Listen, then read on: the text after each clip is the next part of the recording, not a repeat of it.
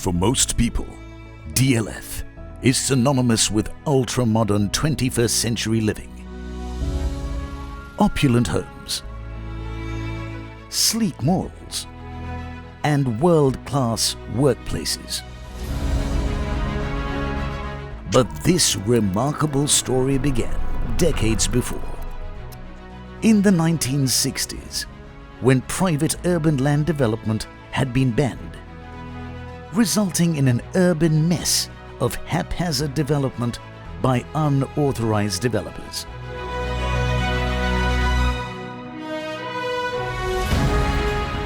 One man took on these challenges fueled by his burning passion to make a change. Boldly leading his organization, catalyzing a change in government policy, mobilizing financial resources, and earning the trust of landowners. His vision helped convert what was once barren land into an unparalleled knowledge city, whose skylines rival any in the world.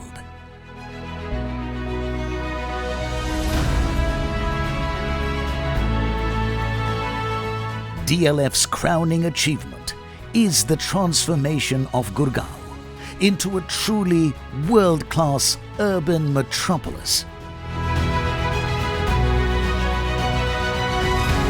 DLF may be most strongly associated with the Millennium City, but it has a pan-India presence, operating in 15 states and 24 cities across India. All over India, DLF has replicated the success story that has been seen in Gurgaon, with lakhs of delighted customers across the nation.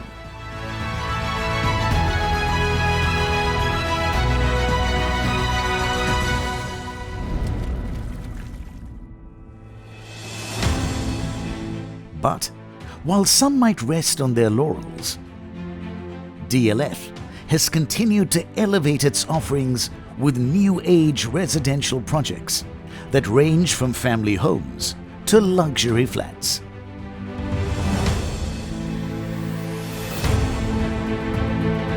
From world-class retail centers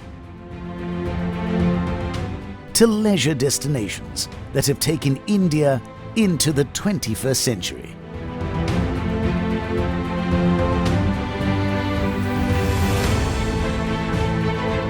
Guided by visionary, inspirational leadership and strong management,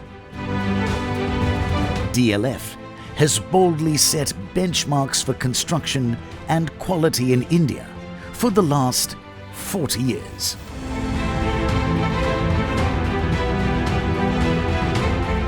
As we enter a new age in our country's march into the future, it is time to once again look ahead and build a new India.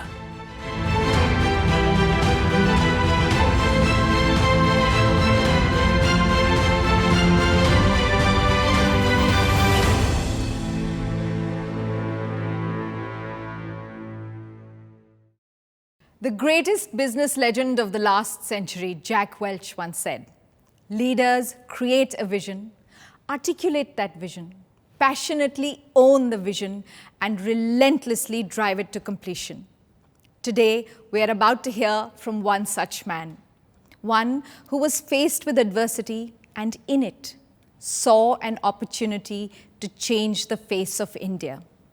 Let me take you back more than 40 years, to the 1970s, when the urban land development was not permitted by the private sector in our country. The result was chaotic and unauthorized developments that dotted the urban landscape. While the outlook was grim, there was one man that was able to see beyond this. While he himself had limited personal resources and banks were prohibited from giving loans to private urban land developers, he remained undeterred. Armed with his determination and tenacity, he took it upon himself to convince the Indian government to open up the urban land development sector to private developers. With this completed, his vision moved beyond. In what looked like barren land in the state of Haryana, he saw the future. His passion for change drove him to adopt a unique and unheard technique of buying land from farmers by making the farmers themselves the financiers of his development projects. At that time, there were only two types of urban developments permissible, either industrial townships or residential townships. But instead of following convention, he dreamt of something different. A new generation of Indians that had been newly minted, highly intelligent and deeply enterprising, were looking for a place to call their own. Recognizing that their knowledge and spirit could revolutionize the world, he set out to build what had never been attempted before in India: a composite development of roads and infrastructure, offices and residences, facilities, educational, medical, recreational, all in one place, providing these hungry young entrepreneurs and intellectuals with the best schools, best hospitals, finest residential facilities, most modern recreational facilities that the country had to offer. A knowledge city, completely integrated in every aspect, a concept unheard of in India at the time, and one that has since become the benchmark for all future urban development that have followed subsequently elsewhere in India. What this man planned and thought through 40 years ago has now come to fruition. Armed only with his courage and a burning hunger to succeed, he saw the future and he created it. He is the recipient of many high civilian and diplomatic awards and has had many honors bestowed upon him, including the prestigious Padma Bhushan, awarded by the President of India in recognition of his exemplary service to the nation. Ladies and gentlemen, I present this entrepreneur, visionary, empire builder, game changer, Padma Bhushan awardee, Chairman of DLF, Mr. K.P. Singh.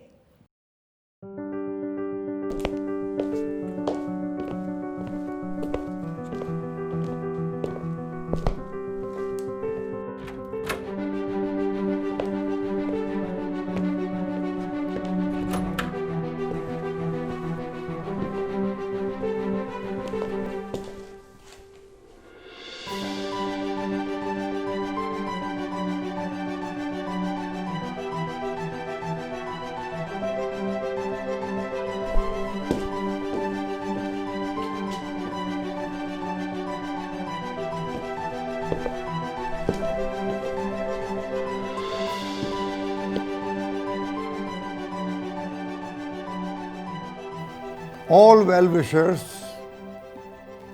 past and present associates of DLF, ladies and gentlemen, for me, you are very, very special people, because you are not only our well-wishers, but you have now become an integral part of a company that means more to me than words can ever describe. In all these past years, I've encountered major obstacles in my journey to grow DLF. And when I look back, I feel that overcoming them all would not have been possible without the active support which I got from my family members, including my late wife Indra, and the role played by my elder daughter Renuka in standing behind me like a solid rock throughout those turbulent periods. I'm sure Many of you have enjoyed the great events which he organized during past several decades to celebrate many of our family milestones. It was all managed to perfection by Renuka. Million thanks to Renuka and to all my family members for your wonderful support. Today, at this transitional moment, when I'm handing over the reins of the company to the new chairman, Rajiv Singh, who, as you all know, happens to be my son, I felt that I should talk to you directly and share my thoughts with every member of Team DLF. I'm certain that Rajiv is destined to become one of India's most successful business leaders in the coming years. I know for sure Rajiv will lead the company to even greater heights in the new India of tomorrow. At the same time, I also feel very happy when I see my younger daughter Pia teaming up with Rajiv to achieve DLF's mission. Pia now spearheads DLF Group's CSR and philanthropic initiatives, which I'm sure will go a long way in helping the deprived and underprivileged sections of our society. An important initiative undertaken by Pia has brought happiness in the lives of those unfortunate widows who had been condemned by their families to live in abject poverty and desolate manner in a place called Vindraban. A deplorable practice followed by certain sections of society in India for the past several decades. It gladdens me to know about the societal changes now happening in the lives of these unfortunate women, predominantly due to the measures adopted by her. Likewise, her recent initiative of making a Vedic center to impart knowledge and education to enable children of every strata of society in our country to become better citizens and adopt good values in their life is indeed praiseworthy. Several other major corporate social responsibility initiatives are now being undertaken under the umbrella of DLF Foundation, which I am sure over a period of time will bring laurels to DLF brand and enhance its image of not only to be known as a commercial, profitable and well-run enterprise, but equally for a company who cares for its people, particularly for the welfare of the economically weaker sections of our society. It has been quite a stimulating experience for me to watch Rajiv at work these past few years, gathering together a brilliant team of extraordinary, talented managers and executives, and taking bold decisions to build a unique business model that not only helped in tiding over the business down cycles, but have now positioned DLF to take advantage of the enormous opportunities that are bound to open up soon after the recovery from the present spread of COVID-19.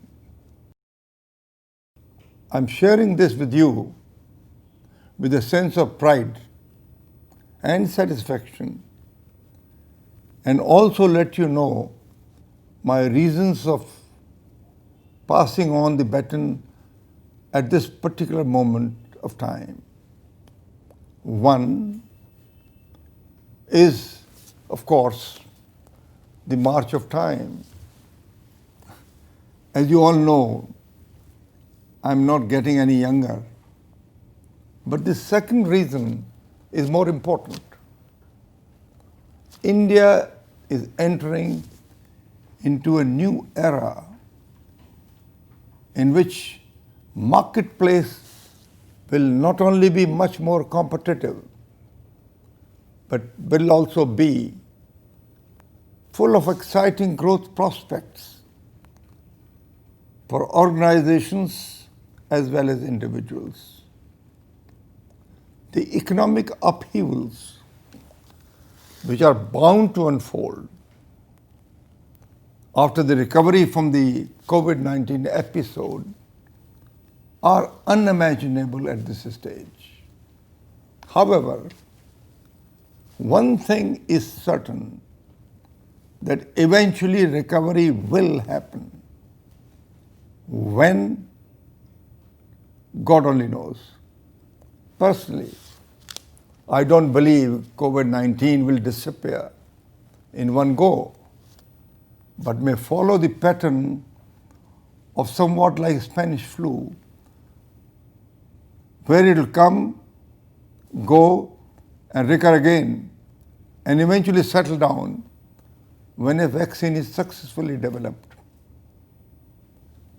In view of this, we have to learn to live with it, which requires major changes in our mindsets, in the way we live and the way we do our business now. A new normal will be altogether different from what we have been practicing so far. Due to this unpredictable situation in future, only those companies will survive and thrive which have abundance of youthful energy, innovative ideas, and a striving passion for quality and excellence.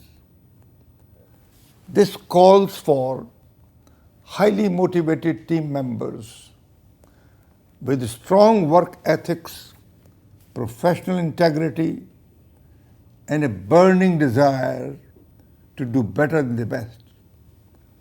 Work culture will undoubtedly undergo a sea change after the recovery from the coronavirus menace has been accomplished.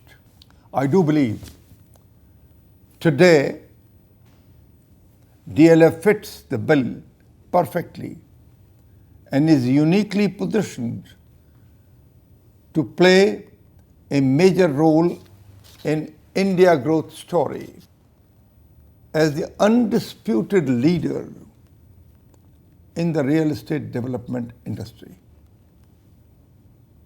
As a part of Team DLF, each one of you is an ambassador of the company in both your work life as well as your social circles. The reflected glory of DLF's corporate image will always stand you in good stead. The best advice I can give you at this point is always to strive for perfection in your work and always maintain the highest standards of personal and professional integrity. Very early in my life, I adopted the mantra that two wrongs don't make one right. Reflecting back, I cannot recall of any incident where I have knowingly deviated from this philosophy of working in my life. It is therefore a matter of great pride for us all to know that today DLF has become the most compliant company in the country. Some of you have been with us for decades, but many of you who have joined the DLF family more recently may perhaps not be familiar with early years when we faced seemingly unsurmountable odds and overcame them. Many obstacles became what we are today. My mind goes back to more than half a century ago, when the urban land development laws in India were stacked against the private sector, and even banking institutions were not permitted to lend money to urban land developers. But thanks to the never say die commitment of amazing men like late Amritlal Jain and late Sarupchand Ansal, we were able to assemble more than 5,000 acres of land from over 2,000 feudal-minded, mostly Hindu families, where sometimes every sibling had contradictory views of selling their ancestral family lands. Counseling them and making them to agree to part with their family lands was indeed a Herculean task. I personally spent time with each members of the families.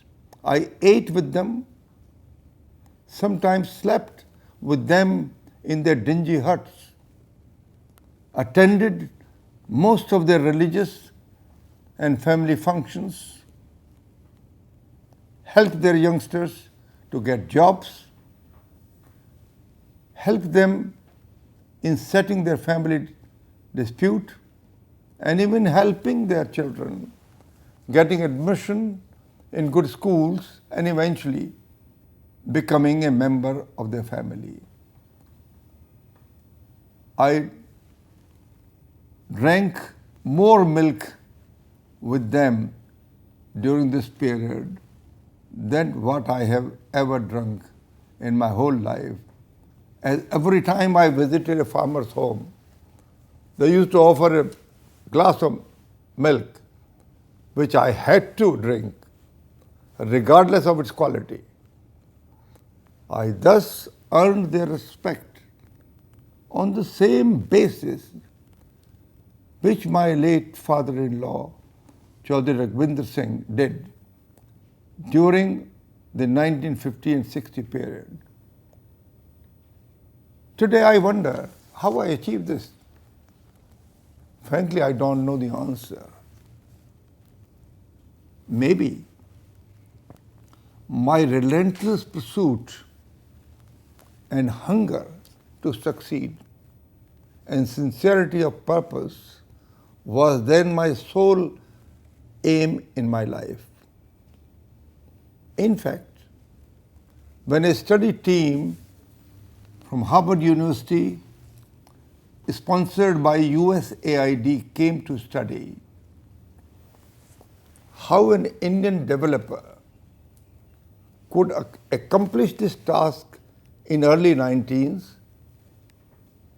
they were stunned to discover what techniques we adopted to eventually assemble such large tracts of contiguous land without any litigation from any farm owners, and where the same farm owners became the bankers of our company. A phenomenon unheard of anywhere in the world. All this happened, ladies and gentlemen, due to the sustained hard work put in by our few committed officials, along with my personally visiting each and every home and meeting all farmers, owners and their family members, myself, over and over again for several years.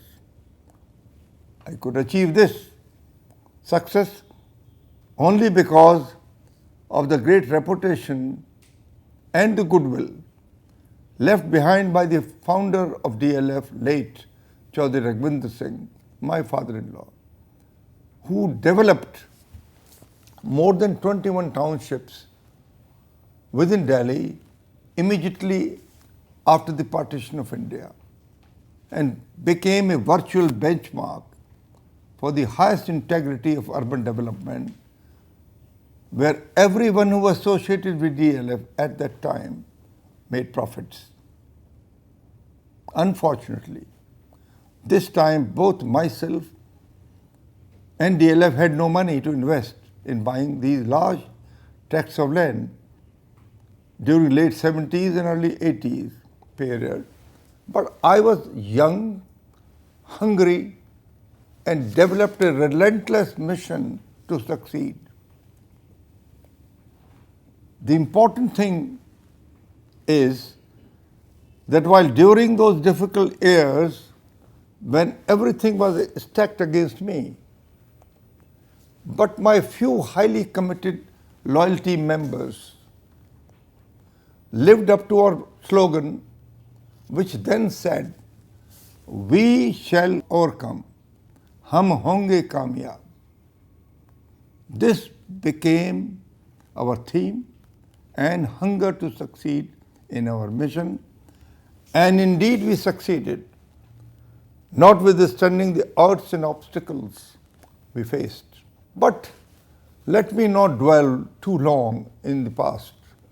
Those of you who wish to know the full story of the years of struggle and eventually conquest can read my autobiography titled Whatever the Odds. And here we are today under a new generation of dynamic managers led by our new chairman Rajiv Singh, who has already made DLF battle ready with the dedicated efforts of all of you. Success in the new India that is rapidly emerging will call for a vastly different ways of working than in the past.